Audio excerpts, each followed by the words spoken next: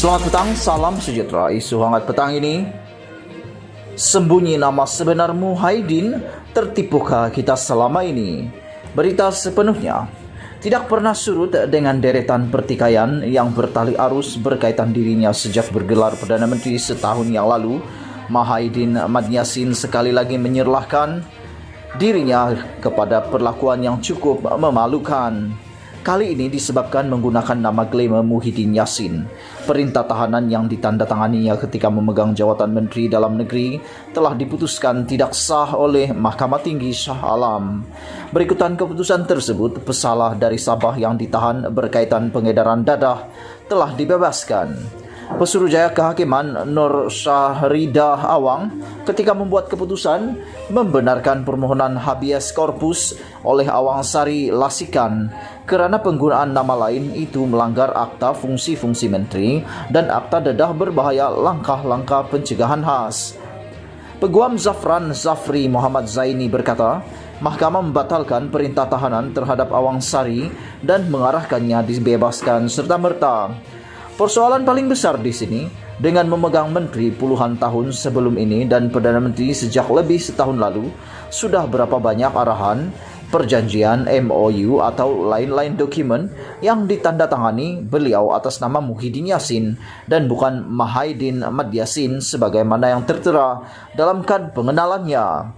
Jika penahanan seorang pesalah dadah boleh diputuskan tidak sah kerana menggunakan nama yang bukan tertera pada kad pengenalan, mungkinkah yang lain-lain turut tidak sah juga?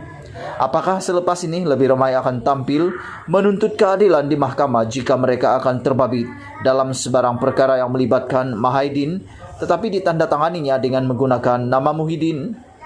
Bagaimana pula dengan kemenangan beliau dalam PRU kerana sejak sekian lama ia juga menggunakan nama Muhyiddin bukan Muhyiddin.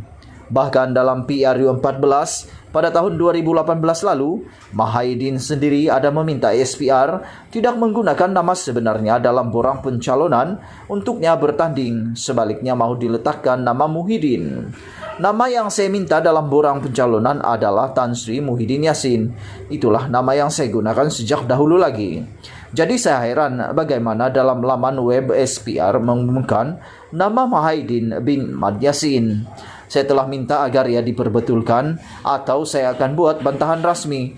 Kerana kalau tidak nanti ada pihak yang keliru, katanya dipetik dalam laporan sebuah portal bertarik 29 April 2018. Dalam hal ini, kenapa Muhyiddin tidak mahu menggunakan nama yang diberi oleh kedua ibu bapanya sendiri, yaitu Muhyiddin. Tetapi lebih seronok menggunakan nama lain yang kononnya kelihatan lebih glamour dan moden. Apakah ini bermakna Muhyiddin malu dengan nama sebenarnya yang diberi oleh ibu bapanya itu? Yang nyata hanya dengan satu kes tahanan yang terbabit dengan pengedaran dadah telah dilepaskan akibat penggunaan nama glamour itu. Muhyiddin benar-benar telah memalukan seluruh rakyat dan negara dengan tindakannya itu.